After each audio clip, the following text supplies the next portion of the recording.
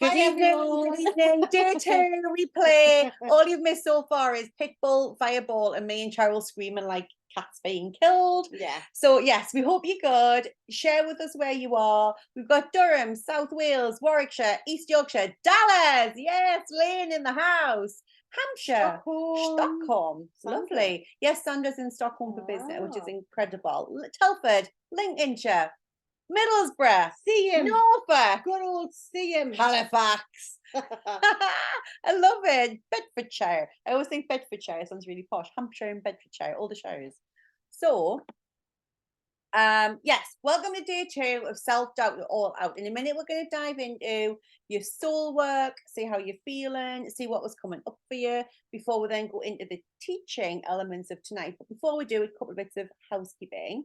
You are being recorded. As you know, you've all got your housekeeping page, and that's where all of your recordings live.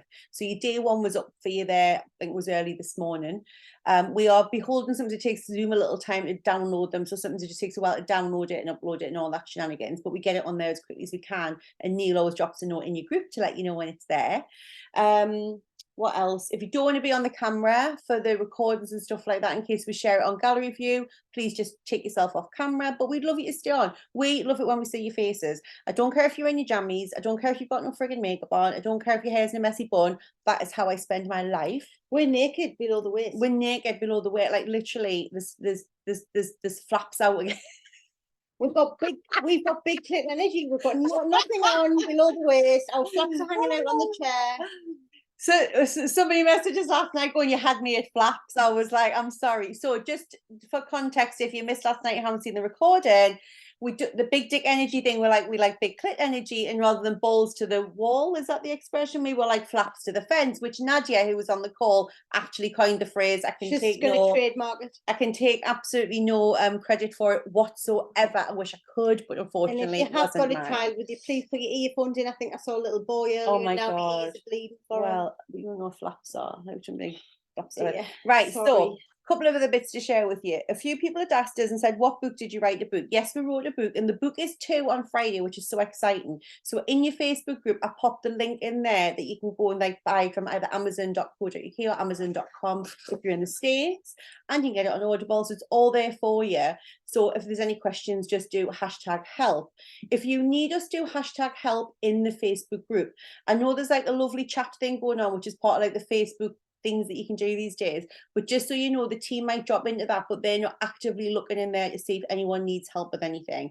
So if you need help, or if you've got any ahas that you want us to see in the team, it needs to be in the main Facebook group that you do it. Okay guys, can I just do this so that you know what I mean? #help or #aha. When you post your homework, which is the criteria for achieving any of the prizes, homework and the I'm in banner, we need to know that you've done it. So you need to do #day1 or #day2 with your homework, or post it on the thread. And you need to do your banner, post it on LinkedIn or your stories or Facebook, wherever you like, but just make sure you tag usually me, because I normally track that stuff with the team, just so that I know you posted it. Because if you posted it and you haven't tagged us, I know you posted it and it's one of the criteria. The prizes are amazing. They're worth thousands of pounds, and we don't give away money because you'll just spend it. We give away coaching time with us, which is more expensive than money. I don't think that makes sense, but you know what I mean. You can't buy, like, some of it you can't buy. Like, it's really, some of the things we offer you, it's much more valuable. Some of the things that we'll offer you, like, you can't actually buy, because we don't normally offer those things, like a one-to-one with us, unless you're in our programs for 10k plus. Okay, so make sure, like, we want you to be in getting and winning, and like there's some people on here who won those things before. Give a little wait, like they're pretty epic, aren't they? Put in the notes if you've ever won like a one-to-one with us, or had a roadmap of success call, or anything like that. Like, genuinely, we do give these things with no expectation. Like, that's part of what we do. It's how we pay it forward. We feel very blessed to have the life and the business that we do. We've worked freaking hard for it, but we like to pay it forward when we're doing things like this. Okay, so on Thursday night, before we breathe in, we have got something really special for you, because it's the eve before the birthday of the book.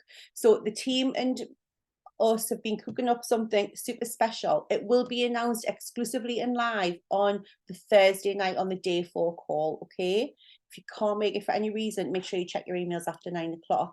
But we wanted to share it here with you first so that you see it and hear about it. And trust me, you are going to want to see and hear about it. It's very special. So there. Right. Is that the little housekeeping things? Have I missed anything? Done. No. Good. Right. Breathing. So we're going to do some breathing this evening. So just make yourself feel comfortable. Shut your eyes if you feel comfortable to do so. And then just rub your hands together. Get the energy going in your fingertips.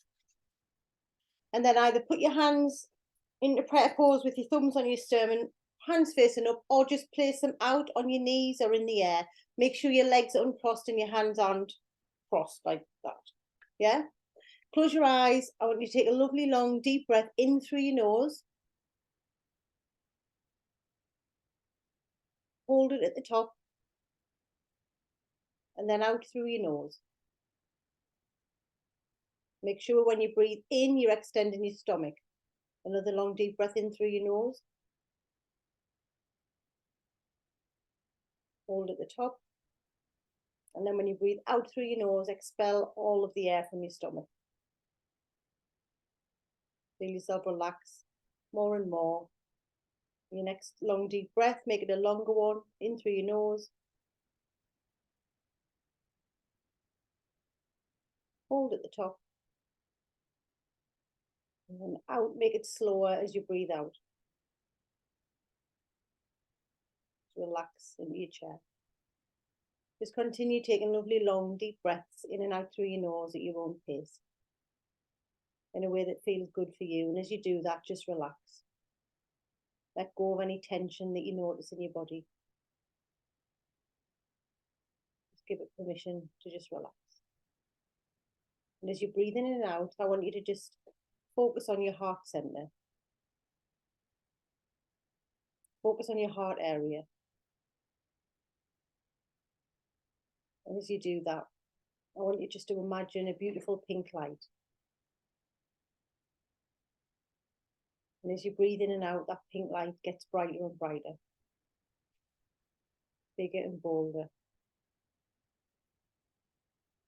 You can see it, visualize it coming out from your heart center in the shape of a big pink heart. And as you breathe in and out,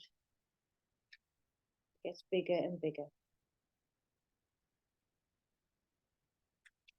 And as you do that, I just want you to tap into just that energy, that feeling of love. Love for yourself. Love for your family, for your friends, for all of your loved ones, for your fur babies. Love for all of these amazing women and men here that we have in the challenge. Just keep breathing in and out and tap into that love. Make that pink heart bigger and brighter. I just want you to tune in to all of the parts of yourself. The parts that have come through from last night, the parts of you that you've remembered, need a hug, need a cuddle, need to feel loved. I want you to just embrace all of those parts in that big pink heart energy now. Make it bigger. Make the pink heart so big that it just surrounds the whole of your body. And it's given every single part of you a huge, big, warm hug. A huge, big feeling of love. Breathe in that love. Feel yourself being wrapped in that love. Feel yourself being hugged in that love. Just want you to hold on to that feeling of love, of that heart pink energy as we go through tonight's session. Have compassion for yourself. Be kind to yourself. And show up for a pace of love. Take a nice long deep breath in through your nose. And out through your nose. And when you're ready, wiggle your fingers, wiggle your toes, and open your eyes.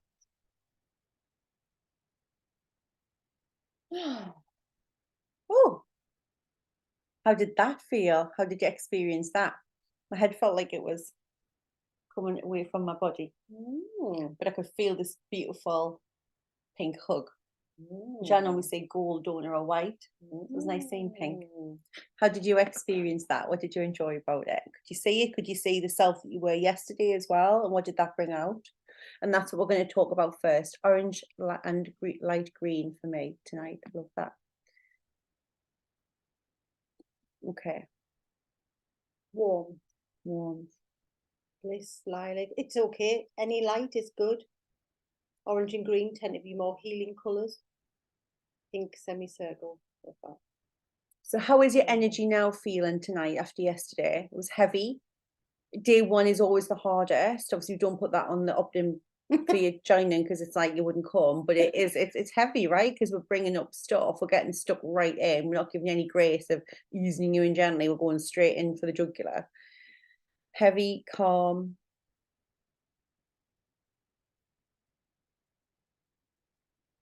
It is always incredible. A bit full. It's quite dense energy when you're bringing up bold energy. It feels very thick in your energetic space. Difficult to describe. Nervous, reassuring, and comforting. Feeling confident. I love that, Tara. And then I want you to tell us, like, what are you ready to like let go of tonight? So tonight, what would you love to just let go of? Release. Release, darlings. Let go of fear. Yes, Lane. Yes to that. Fear. Hiding.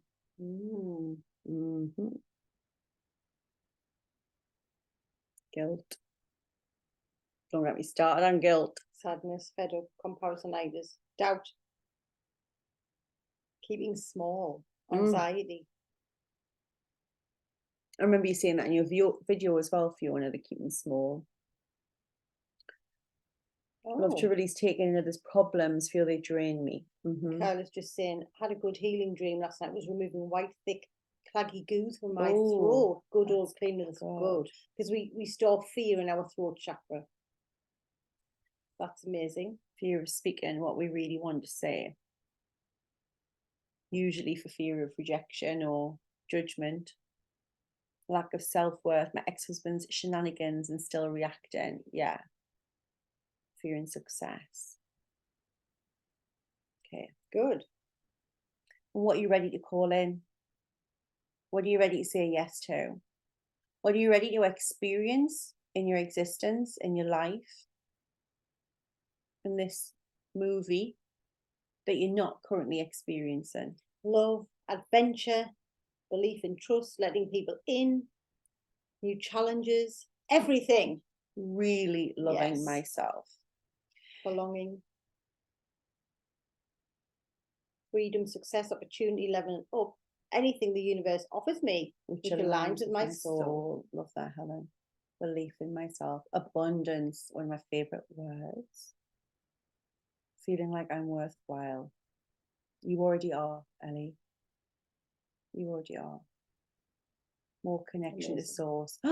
Fiona, that gives me tingles. Remember, she's got no pants on.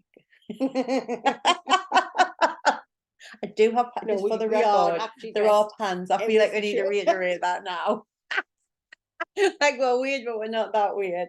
Although when it was hot the other week, we had very short shorts on. It was not a pretty sight, but it was anything to be cool because it gets hot in this room. A deep knowing. I love that. And this is the thing. It's like in your journey, there are different stages of knowingness. Yeah, there's like a knowing at a cerebral, like, oh, I know it, like I've heard that before, like I've heard about law of attraction. And then there's the kind of knowing that we work with our advanced students within our programs, which it's like this knowing in your heart and in your soul. It's not something that you question anymore. Yeah.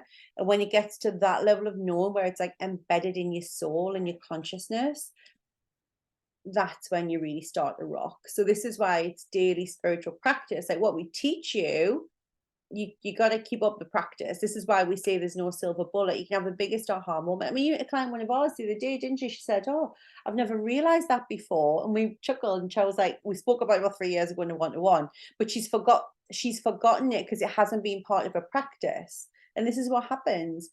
Everything we're teaching you, actually, you're going to remember it because it's some part in your soul. You already know a lot of what we're teaching you about the truth of who you are, but we forget. in the humanness of life. Amazing. So hit us up. Feedback from your soul work. So we asked you to share your name of your imposter. We asked you to write a letter, which we've been reading some of your amazing letters to yourselves. Like, what did you learn? Like, what came up? Just anything that you want to share, anything that you noticed, any aha moments you want to share. Hit us up in the comments. Some of you guys handwriting is amazing. Still a work in progress, as are we all, and as are we will all be.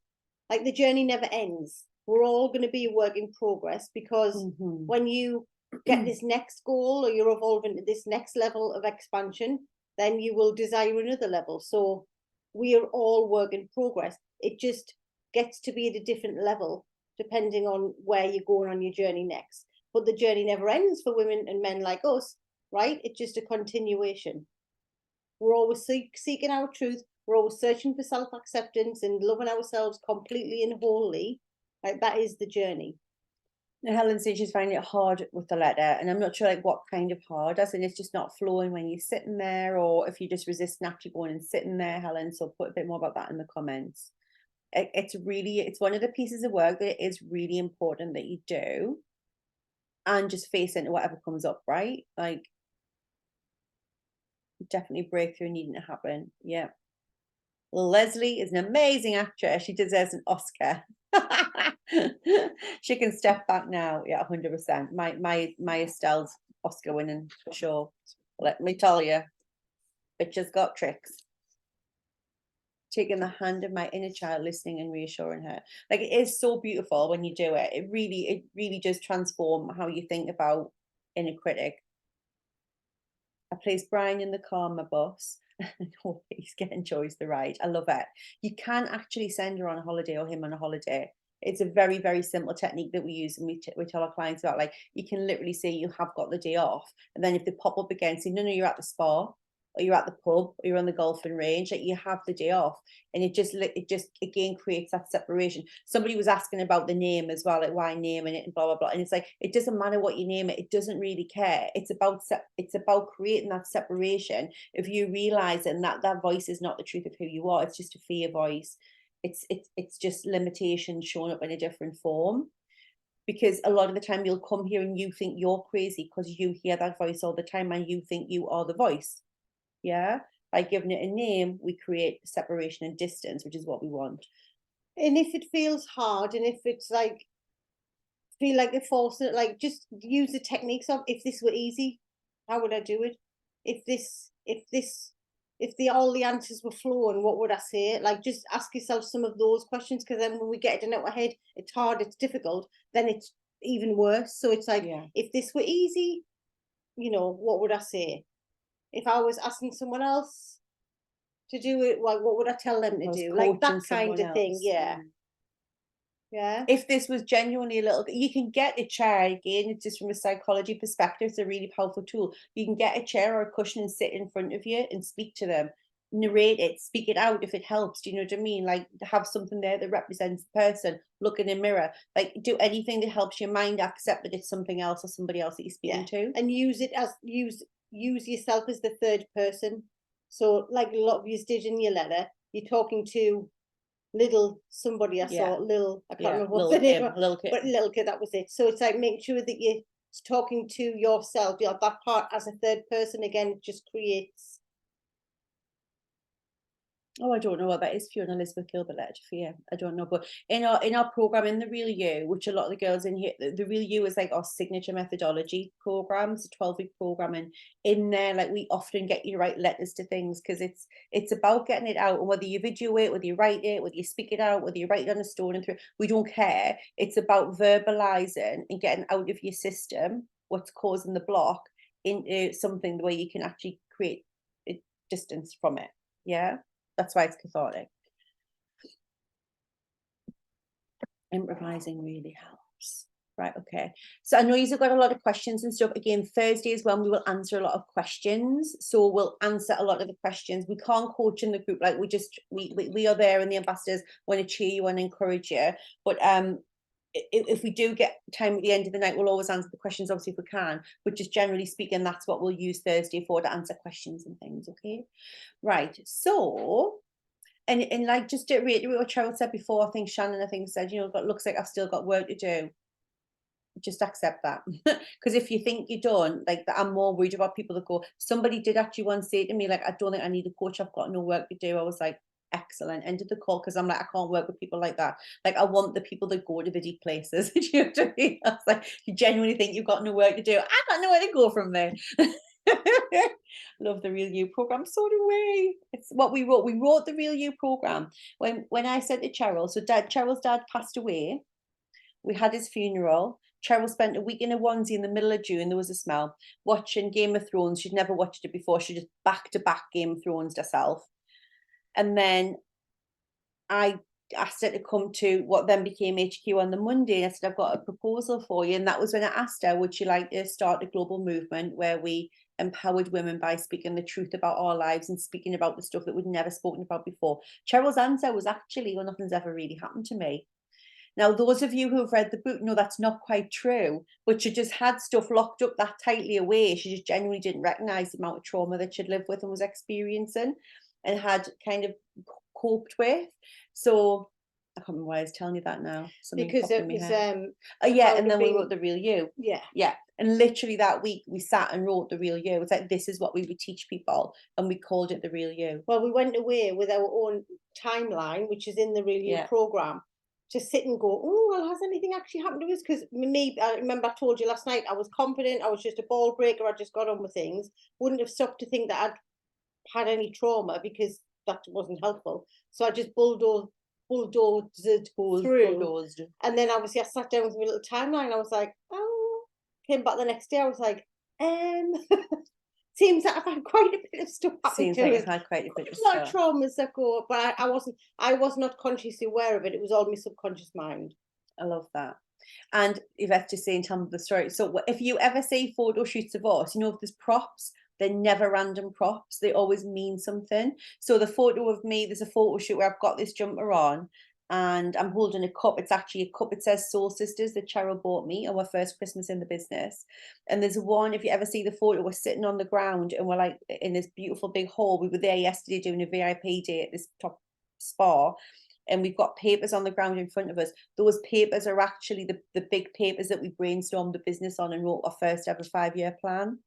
So nothing is ever just something. It's either one of our books or a pen. There's always something that means something. It was like, we are intentional with everything. When you hold the book in your hands, it's got coded into, you can't see it, but it's like coded into the program, mantras and wishes and blessings and prayers from us to you.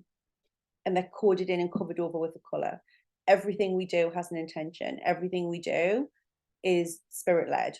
It comes from our heart, it comes from our soul, and we always want that piece of love and energy to be passed to you. Okay, let's get into the teaching, because we're like halfway through. And speaking of the timeline, so the reason that the timeline exercise in the Real You is so powerful is because it helps us to understand a lot of what is sitting in there as your limiting beliefs. We always want, Cheryl always says, like, 95% of what you're thinking, you don't know you're thinking, okay? So you just imagine if 95% of the day, or the time you were driving a car, you had your eyes closed, you were reversing it at 70 miles an hour, and you had no wing mirrors or rear view mirror. That's effectively what you're doing through life when you don't know what the beliefs are that are driving you, because those beliefs are also triggering you. Have you ever been in a situation where you're like, why the hell did I react like that? Or like, why do I always reach for the ice cream every time such and such rings? Or why am I drinking on a Wednesday night just because I've had like a client say no to us at a proposal today? Or why do I like do everything but when I'm supposed to be doing a live? Or why do I get into an interview and completely sabotage myself? Yeah, there are certain people and places and situations and circumstances and smells that will trigger you. And you've probably heard of the word triggers before. It's bandied about a lot. Christ, Caleb said something to me today like, Mum, you're triggering us. I was like, you're 10. take a seat.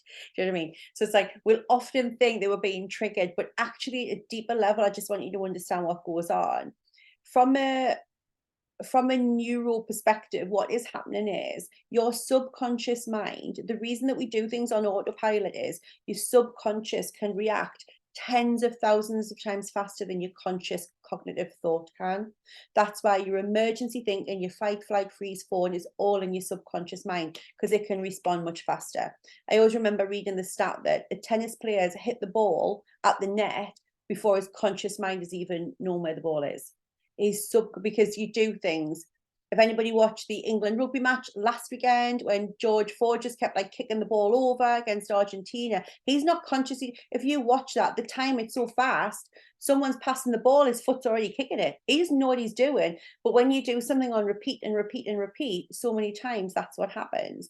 This is why it's important to know your triggers, because your subconscious mind is already responding to a threat that it perceives, even if you can't see it's there. It is so honed to keep you safe, to keep you away from trouble, to keep you from what it perceives as pain, that it is literally batting things away constantly.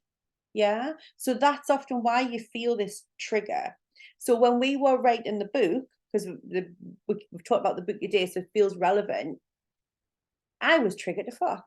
Honest to God. So we had to submit the first 3 chapters, and then we had to ask the editor for feedback. The editor sent feedback. I can't remember what month it was. Chell kept saying, read the feedback, read the feedback. Bear in mind, this was in COVID, so we couldn't physically be together. But about a month went past. Girlfriend had not read the feedback. And Chell was like, have you read the feedback? And I went, no, we need to write the rest of the book. Like, you need to read the feedback. Like, what's the point of getting that? Like, we paid for an editor. Like, I was like, God. So next thing we know, Cheryl is physically reading this feedback out to me. I couldn't hear her. All I could hear was like this ringing in my ears. And then she said key words to me again. She was like, oh, you listen to this. I was so triggered, because what had dawned on me was people are now going to critique the book. This isn't just about me putting the book in the world. People are going to tell me if they think it's shit. People are going to say, out of all these, we did like, what's the word, like focus groups and stuff about the book. Like, what if it's none of the things that these people that we've told, like, we're going to write this guide and it's going to be a life guide and they'll be able to show it to the kids when the kids can read swear words, like, how is that going to be? And I physically couldn't hear what she was saying. Eventually what she drilled into me was the editor was saying all these amazing things about how excellent it was, and my thing was, great, we've got a fuckwit editor who doesn't know what she's doing. Then Cheryl was like, she's from Penguin. I was like, she clearly must do children's books and doesn't understand, because we're not writers, we don't know what we're doing. We need someone who can really critique work. Because me trigger was just, I'm going to be judged. I just need to reject everything and make everything else outside of me wrong, because I need to protect myself, because I don't want this judgment. I don't want to be crap. Like, I've had this vision of a book for so long. What if I'm crap at it? It's better off. So because obviously if I don't get it edited and we don't write the book, what happens? It never goes into the world. That was safer. That was safer for me. So this is how our subconscious mind can be in control. And then remember we said yesterday, there's the belief, and then there's the thought, and then there's the feeling, and then there's the action. But that's happening, guys, like in nanoseconds. Like, you are processing thousands of thoughts a minute, right? And that's what's happening, is it's constantly on the lookout, and it's keeping you safe. And it's going to do whatever it takes to keep that there and you safe. So when you're then in intimate relationships, when you're wanting to move your business forward, when you're wanting to earn more money, when you're wanting to be a good mom, but you've got all of these things firing and wiring in your brain that are sending off these signals, you are then constantly living in stress. Your body is constantly in this fight, flight, freeze, fawn responses, because we're just constantly overloaded. Okay? So understanding how this cortisol is affecting your body, because your body then gets addicted to the cortisol. It gets addicted to this stress. So sometimes you can wake up in the morning and be stressed and you haven't even consciously thought of anything yet. It's already knows though that you've got because your mind is perfect. Your memory is perfect. It knows you've got a meeting up later on today that you're not going to look forward to. It knows you've got to have that conversation with your mother-in-law that you don't want to have. It knows that whatever, right? So it's constantly looking and protecting you without you even consciously being aware of what it is that's going on.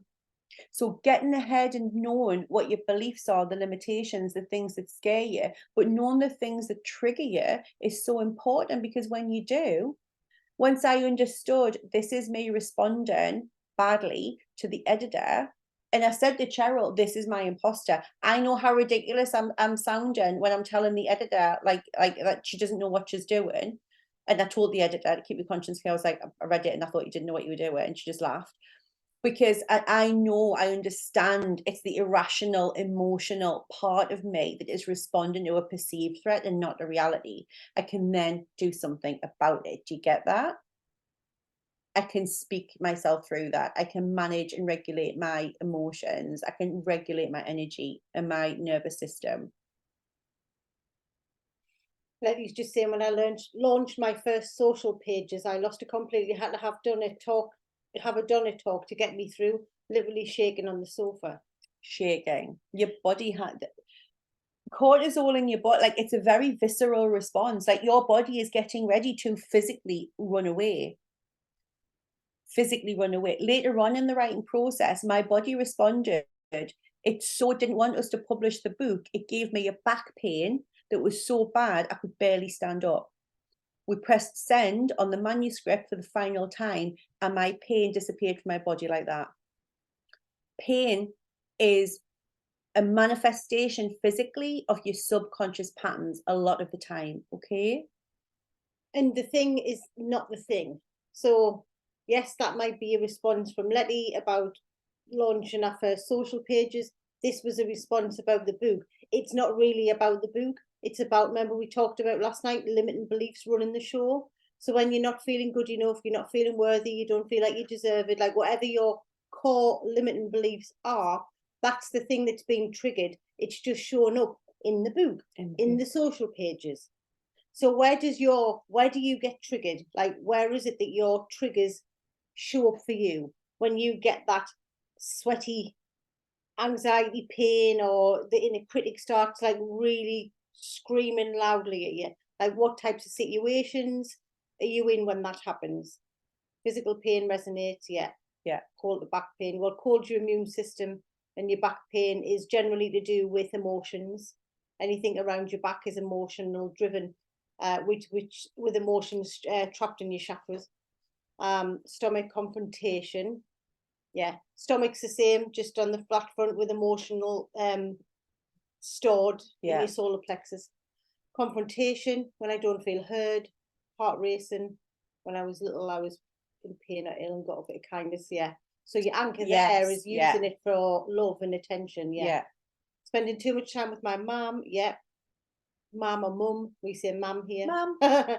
Gut, yeah. Going out in public, I'm fine at work, just mainstream going out. So being in groups in busy areas, Nikki.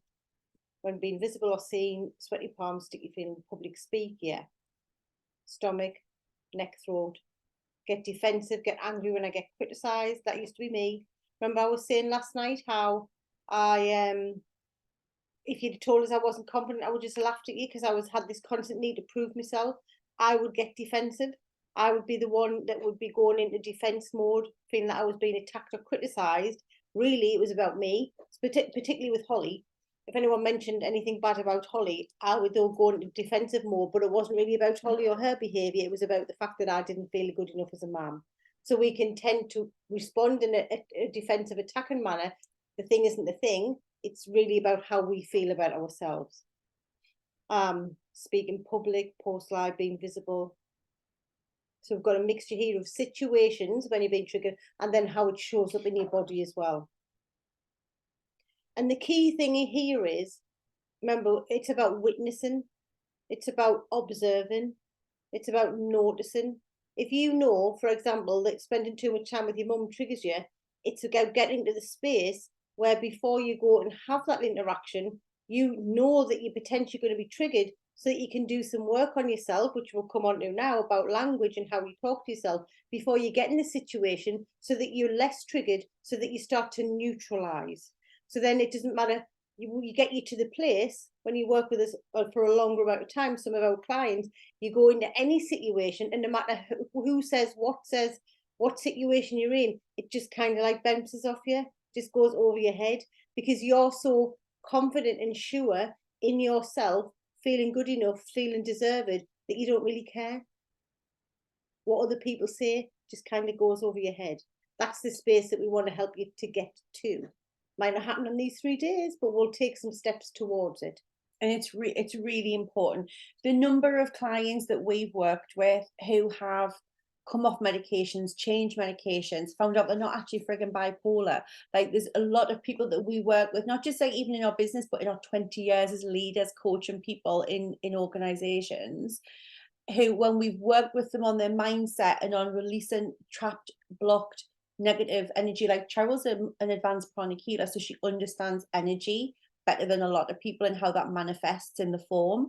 But it's so just important just to understand that there is a correlation. You know, this is a whole other masterclass that we could do on the correlation of it, but it's just understanding that you are not built to be in that level of stress and toxicity in your body constantly, and it cannot not have an impact.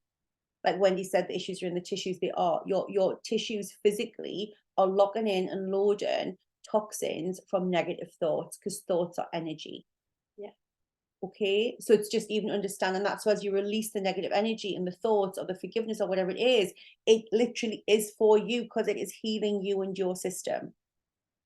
And a couple of people just saying, I would love to be like that. And it is possible. Like when you talk about relationships with your mum, like my mum used to, when, you know, for most of my life, I did not have a great relationship with my mum. I couldn't feel like I could be authentic. It was just like surface level. And then when my dad passed away and I went for counselling, then it brought up, probably it's like I was dealing with the grief really well, but what it started to bring up was loads of underlying things that I'd buried for years and years because I didn't connect with my feelings about the relationship with my mum. So we then had quite a turbulent year before Christopher, my brother, died, like a bit of a turbulent year about facing into me feeling defensive and criticized and attacked, and she felt as if she couldn't say what she did to me. And luckily we resolved it before Christopher died, and then in the time my mum actually passed away, you know, a year and a bit after that, but in that time it felt like the most authentic relationship that we'd had. And I'm like 48, 49 here. We don't want that for you. Do you know what I mean? We want you to be able to get the tools and techniques to be able to go into any relationship and manage your triggers and understand that you bring your beliefs and map of the world to the table, and other people bring theirs, and that's theirs and this is yours, and just be able to show up as your authentic self in any area. This is why we teach this stuff, right? Because we've got the scars and the wounds and the pains and been through it and lived through it, and that's why we want to teach you, so that we can tell you how to navigate your way through it. Relationships with your close ones are generally the ones that bring up the most triggers for you, because they're the people that you love and you care about, and they're the closest ones to you. So generally they are the people that may trigger you the most. But once you learn more about how to manage yourself and others, I promise you that it is possible to be able to go into any situation and just stay in your lane, in your energy, in your enoughness, and your confidence, no matter what. We do it, but it wasn't always like that. Like, we could do a 6-week program just on dealing with the mothers and the dads, for like literally for months, and the brothers and the children. In the Real You, they do work a lot on forgiveness and on these relationships, because they are so important, they're fundamental.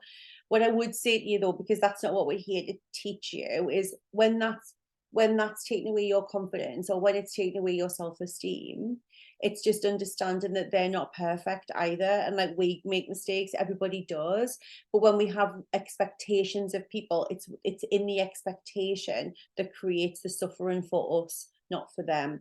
So when someone really struggles to show love and affection, we can be very much in our victim energy and think, well, you know, that's, and again, I've come from a background of abuse, so it's not just theory, but it's like, I have compassion for the people who they think that's how to be and how to show love, right? And that's that's a choice that I make, which we're going to move on Yeah, to. sorry, I've gone off on a whole tangent. Yeah. Right, okay. So, how to get back control of your imposter. So when you are triggered, when you are in a situation and you start to get the sweaty palms and the stomach pain and the back pain and everything is coming up, that is because your thoughts, remember, your thoughts on a repeated basis form beliefs, then they dictate your feelings, your pain, your stomach, anything happening in your stomach, your sweaty palms, and then you act from there. So when you notice something in your body's reacting, you've been triggered, it's because of your thoughts, right? It comes from your thoughts. That's where it started. But remember, 95% of your thoughts are subconscious. You don't know that you're thinking it. So this next point that we want to talk to you about, it's really important that you start to become more aware of what you're telling yourself. So this voice, whether it's saying, I'm not good enough, I'm not qualified, I'm not worthy, I'm unloved, like whatever the voice is, that is creating the feelings, that is creating the sweaty palms, the closed throat, the fight or flight situation. It's coming from your thoughts. So we want you to start to get really tuned into the language that you're using. So if I was about to, for example, I'll just do on the same theme, go to my mum's house to go and sit and speak to her, and I know that I might get defensive over Holly, I've got to then talk myself into the right state so that when I go, I don't get triggered. So I used to have a hang up about being a crap mom, being a single parent, not being good enough. So I have to then do the work on myself of getting myself into a space of look at the evidence that I've got. I'm a great mom. I have a healthy, happy daughter. Like I am loved. I am good enough. All is well. Like I've got to talk myself into that state before I go into the situation so that I don't then end up in being triggered. Does that make sense? So it's so important what you say to yourself. It's so important to start to tune into the language that you're using. And you started to do it last night, and it's starting to come through when you've done your soul work. But when you really, really start to tune in with the awareness of what it is that you're saying to yourself, most of the stuff that you say to yourself, you wouldn't say to anyone. You wouldn't say it to your loved ones, you wouldn't say it to your friends, but we tend to be really unkind to ourselves, really beat up on ourselves, and then that makes the triggers and the problems worse and worse, okay? So one of the easiest ways, we talk about affirmations a lot, is when you, I'll just rewind a bit, when you're constantly telling yourself, so when I constantly told myself I was a bad mom, I was a crap mom, single parent, trying to be mum, trying to be dad, not doing any of it well. I believed that to be true. That was part of my identity, who I was at the core. So then my boundaries were crap. Like I had really bad boundaries because I thought I was crap. So therefore I was overcompensating. I believed it. It was part of my identity. I had to create a new identity from the new I ams, from talking myself into who I wanted to be. What was the truth of who I am? So that I then was triggered less. Okay? So when we were asking you yesterday about the things that you tell yourself, whether it's I'm not qualified, I'm not good enough, I'm not worthy, like whatever it is that you're saying to yourself, we've got to start to switch this up. And this does not happen overnight. This is a process. But you've got to start to form new thoughts. You've got to affirm to yourself who you want to be, who you want to show up as, what your truth is, to form new beliefs, to feel differently, to take a different action. So when you start to, I love that, Nikki's just started saying it, I am who I am, I know who I am, I'm enough. But I'll give you a little simple technique. When you notice yourself beating up on yourself, telling yourself you're crap, your inner critic's going wild, and you're feeling triggered, pattern interrupt. You notice you're either feeling crap, tune into what am I saying to myself, or you can hear yourself, the tape's going like this. Cancel, cancel, cancel, delete. It pattern interrupts your thoughts because you can't think two things at once. And then you start to affirm. What would make me feel good right now? I am enough. And I want you to start to write these down and put them in the comments. I am worthy. I'm a great mom. I am loved. Like whatever feels good that's going to bring you back in the moment so that you can start to retrain your mind and form new beliefs. which helps to manage your triggers. Okay?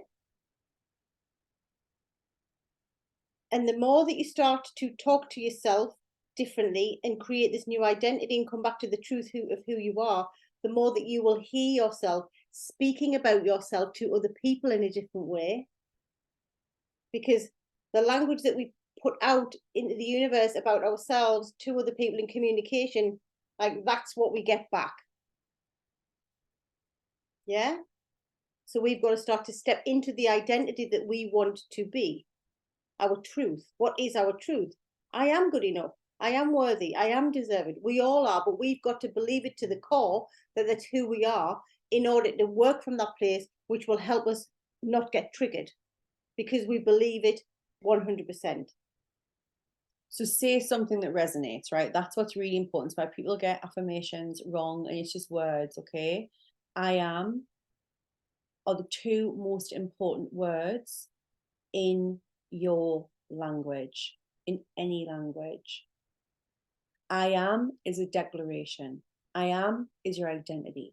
I am is you speaking from source, as source, creating the person speaking it into manifested form. Okay. Whatever you say after I is what you are praying for yourself to become. Whatever you say after I is what you are praying yourself in your existence of. So when you say I'm fat, I'm stupid, I'm thick, I'm crap at this, God, I can't manage money, God, I'm no good in relationships, I'm a lazy bitch, God, I'm absolutely useless, I can never get this.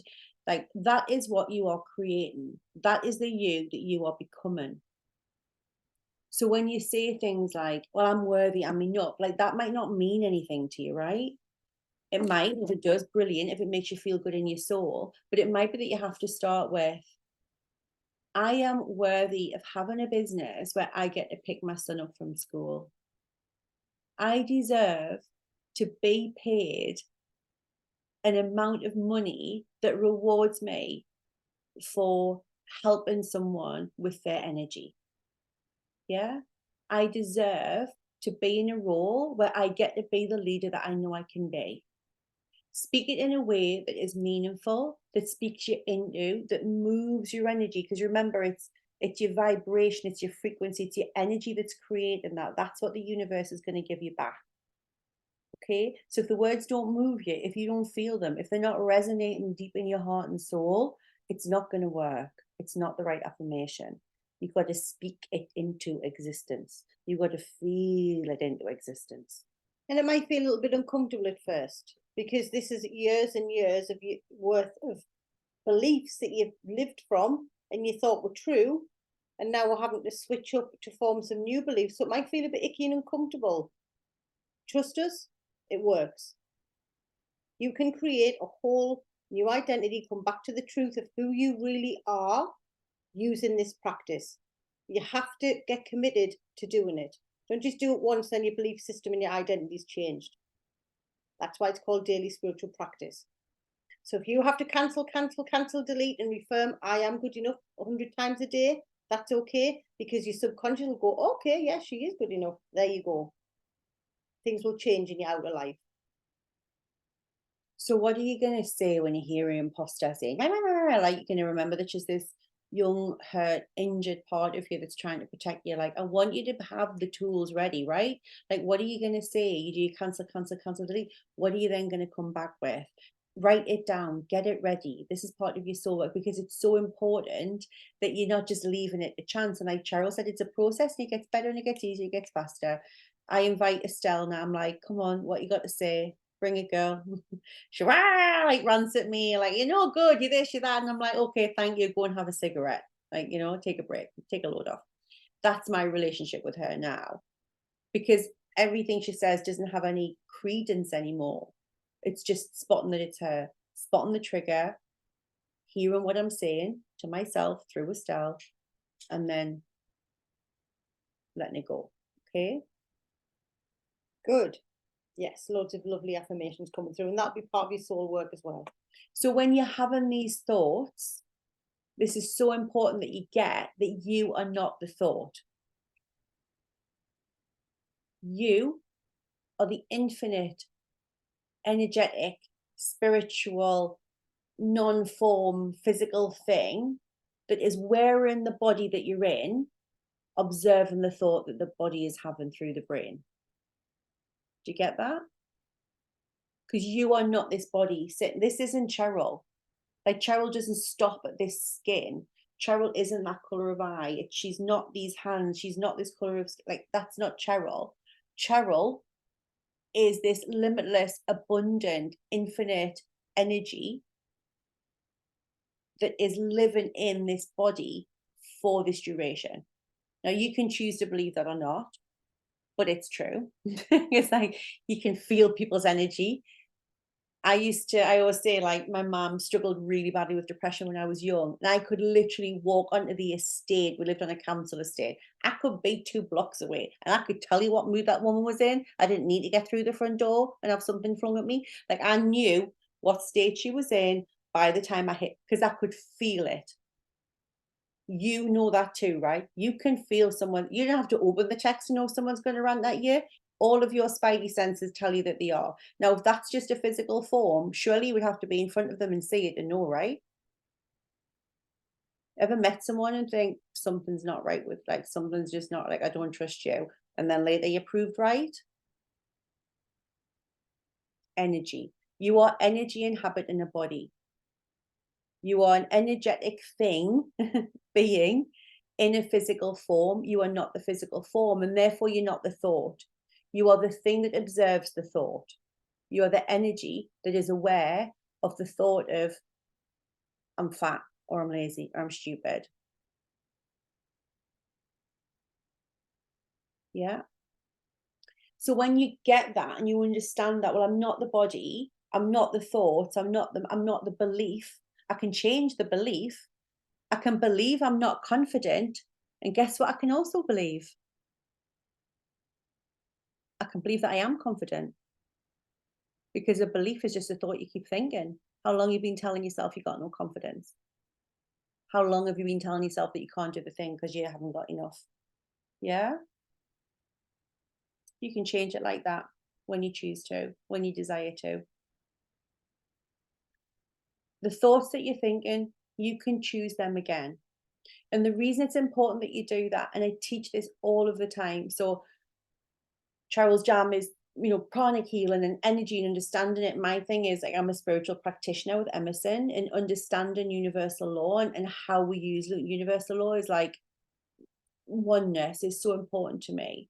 And one of the biggest things I learned understanding that work of how the universe works and how it works through us and for us is understanding the universal law of cause and effect.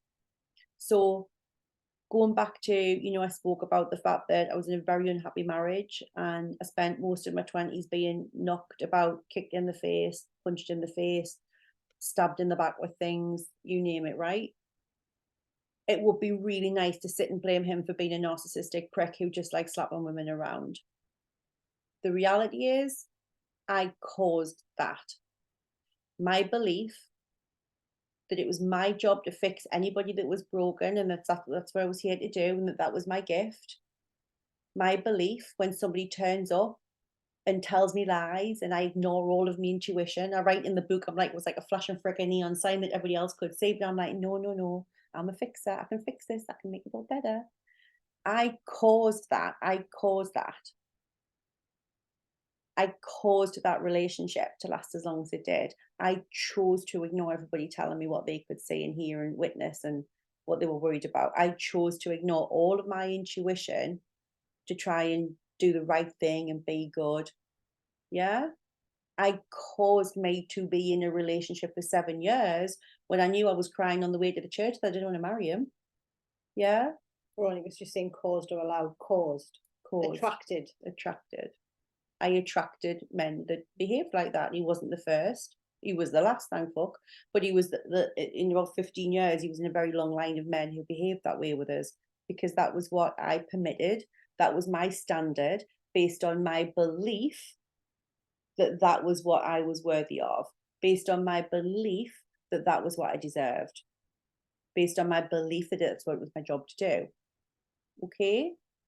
So the cause is always your belief. The cause is what you're calling in. The effect is what you get. And do you remember we said last night, most people are trying to change the results? Yeah. When you're trying to change the result, that's the effect of what you thought in the first place. Yeah.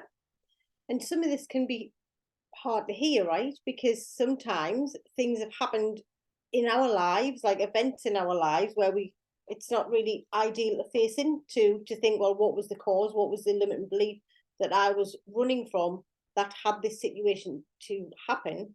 And then we can tend to be in a place where we feel like it's been done to us, like in a victim energy. We Yeah. can go into a low level energy and think like, why do I keep attracting this all the time?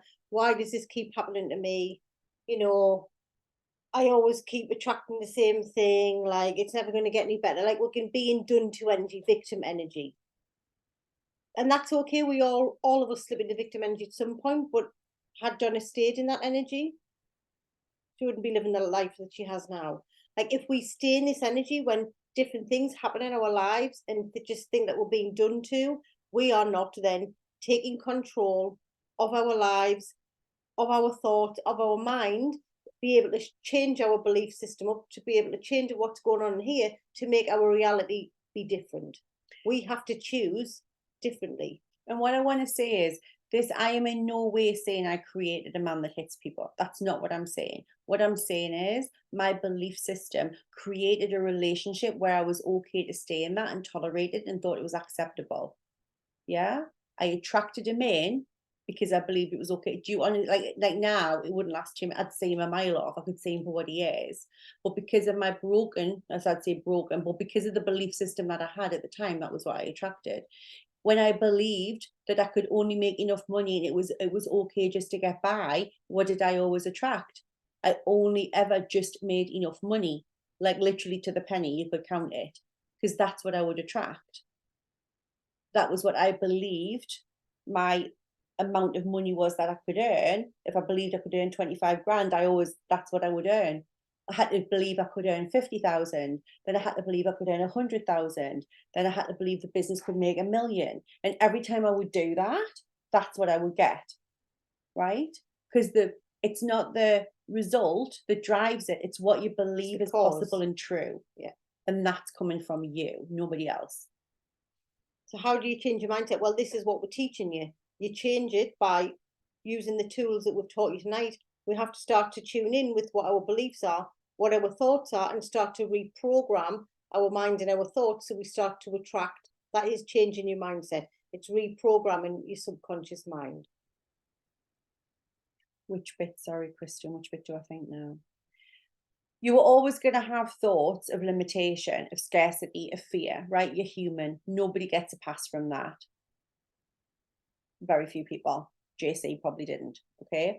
But what you will have from us, and obviously we have different programs, different courses, and some are more advanced, is always the fact that what I just want you to get is that any belief that you have is changeable, and any belief that you've got was just a belief that was either given to you, like we said last night, or it's a thought that you keep thinking and it's part of your identity. Your job is to become aware of them, decide if you want to keep them. I always call it stick or twist, and then replace it and do the work to embed, imprint a new belief, which then forms part of your identity. Your brain is plastic, okay? That's neuroplasticity. You can fuse in new beliefs whenever you choose to, but I can't make that. And when people go and tell you, oh, I can just flick a thing and you can do it, you can't. It's just not that fucking easy. There are some things when you're really energized, you can change quickly, but you have to then embed. Like identity imprint, and what we teach is a process of constantly imprinting new and upgraded beliefs and recoding your system and aligning your system to that new identity. It's ongoing for everything. And then something will happen, or we might be asked to go and do, like, you know, a TEDx, like we are in November, and then you're like, shit, and then you're like, oh, like, what if my accent's shit, and what if I don't know what to say, and what if everyone thinks I'm a fraud? Of course it comes up again. New level, new devil, because you've got to keep pushing yourself. If you're never challenging yourself, you'll never get that, and then you'll stagnate, and that's shit, because you'll just die, because it's crap. Like nobody wants to just not learn anything. We just find being in that space uncomfortable and scary, and rather than just looking and going, it's actually a natural part of life to have fear. it's there for a reason. It's trying to stop me getting into shit and trouble. But in this instance, I'm not going to get eaten by a saber-toothed tiger or beaten up in a dark alley. It just doesn't want me to go live in case somebody doesn't like me back fat. Like, I can cope with that. Do you know what I mean? Like, if somebody doesn't like me, Barbara Streisand knows, tough shit. We were on a flight going to Dallas and the man loved me, knows, got loads of free drinks. Do you know what I mean? Horses for courses. I don't care either way anymore. But do you see what I'm getting at? It's like, it's how you choose. It's like you get to choose again. You understand that you are cause and life is the effect. Then you can decide, when I think this, when I'm offered to do a TEDx talk with Cheryl, do I get to go, shit the bed, I'm crap, I'm too fat, no one's going to understand this, I need fucking subtitles? Or do you go, do you know what? I've always wanted this. There are people out there, there are thousands and millions of people that are going to see this TEDx talk about how to change your beliefs, and it's going to change lives. And I know I can say that in a way that's authentic. I know I can say it in a way that a middle-aged woman from the northeast of England is going to resonate with. I know I can speak my truth, and if somebody doesn't like it, that's okay. They can go and find someone that resonates with them. I know that whatever size I am when I stand on that stage, it's not going to overshadow the message that I've got because it's coming from my heart. I can choose the thought that I think, and I can energize whatever thought I choose to. I can choose to tell the story of it being shit and limitation and lack and doom and gloom. I can choose to tell the story that I want to speak into existence and live an experience in my life. I get to choose the story, and to do that, I have to choose the thoughts.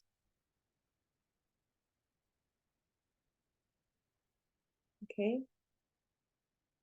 What line? What did I say? Tell me what line you like, Annie. Oh, yeah. I never know. I come off, and we do a little 5-minute thing on like Instagram or 60-second thing, and I never know what I've said.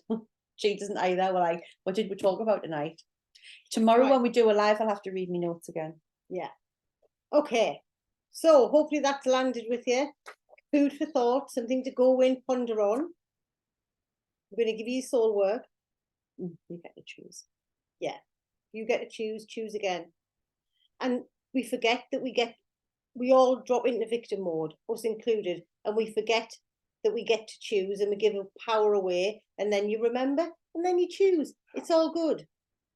But as you do more of this work, you will choose faster, and the dips into victim and low energy will be for less periods of time. Like, that's how it goes. Yeah. Okay. So soul work. So we want you to really tune into, how the first point we talked about was your triggers. When your imposter is at its louder, and when you said you experience physical symptoms, when you are in certain situations with certain people, like, what are your top 3 triggers? I want you to share that in the group. So when your imposter is at its louder, when you notice you're being triggered, you can feel it in your body, like, what are your top 3 triggers? Remember, awareness is everything. You start to become aware of them, you can then move forward and manage them. When you're triggered, notice the language that you're using and the emotions. Have you become your emotions? Are you in that panic?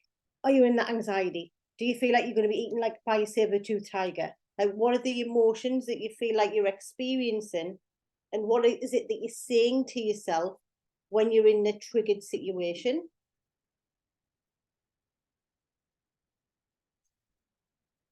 I'm absolutely boiling. So the heating's on. I think it's because I've got 2 long sleeve tops on, and then lots of lights. I'm literally like, my cheeks are getting red. A lot of lights on. Okay, where are you acting as the effect, not the cause? The last point we've just talked about. Where are you acting from your limiting beliefs as the effect?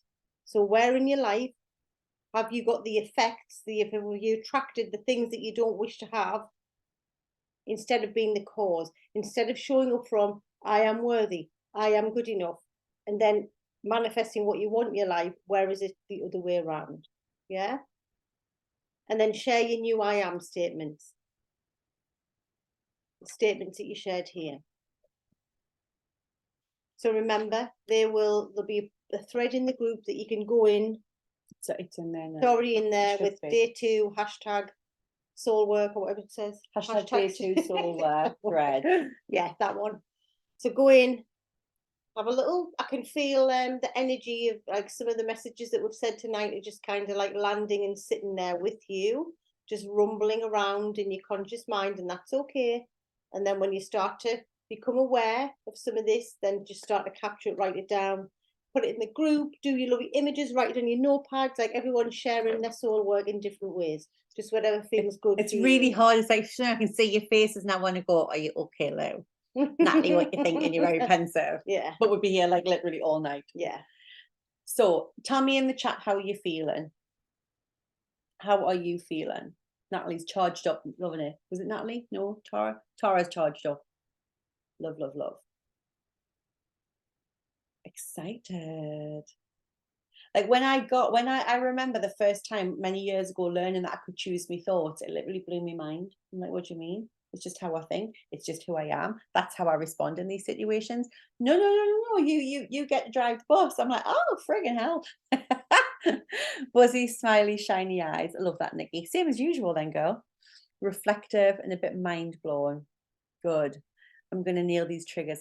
Guys, yes, some of you are. I'm encouraged that I can. Yeah. I feel like I'm having a hot flush, to be fair. I mean, can you imagine how you're going to feel by Friday? And then we've got the little surprise for you on Thursday. And we're going to do a meditation with you on Thursday as well. I need you here on Thursday. I need your asses. What does the acting as the effect, not the cause mean? Yeah, so very quickly, imagine if you want to just watch it back again, because we did just explain that, and I'm just conscious it's 8:10 for people, but it's when you are acting as the result of the belief, not as the belief itself. Yeah, when you're acting as, you can tell because you can't go into victim energy. Yeah, so for example, if I go, God, I'm sick of this, I've got no money, I've never got any money, I'm acting as the effect, and then I'm trying to make more money, but the issue is my belief that I only deserve or will only ever earn X amount of money. That's the cause, that's the effect, dealing with the money and trying to push to make more money. Because if I only believe I'll make 50 grand, I can make another 100 grand, I guarantee the 100 grand will go out again straight away. Yeah, feel totally lost, but I'm letting it pass through. Just observe it, Christian, just watch it, and then tomorrow watch it again and just set the intention that I'm going to take away from it what I need to. Okay, okay. Right, we're going to close out tonight's session. Get ready for rock and roll tomorrow. Yeah, right, so rub your hands together, and then we're going to send love to each other, because I feel like some people are a bit like, mind blown, right? So I want you to imagine you've got this beautiful beam of light coming down through your head, this golden light filling you up, or it could be the pink light that Cheryl spoke about before. I want you to imagine it in your body, and then like literally coming in through your hands. And this is pure universal source energy. This is love in its purest form, and you are the conduit of it. Okay, you're the conduit. So what we're going to do is we're going to get this, just picture it now coming through into your hands. You feel the heat in your hands, start to feel them tingle. Feel all this love thrown through you from your heart with your own unique signature on. And then I want you to just bring your hands out and up towards the screen. And I want you to hold your hands out. And I want you to imagine that love flowing through your hands to each and every one of the women and the men with us, supporting us, holding this safe space. I want you to send that love, share that love, which is infinite, divine love of the purest form. And then I want you to feel and receive that love coming back through to you. Receiving love is just as important as sharing love. It's impossible to share and not receive.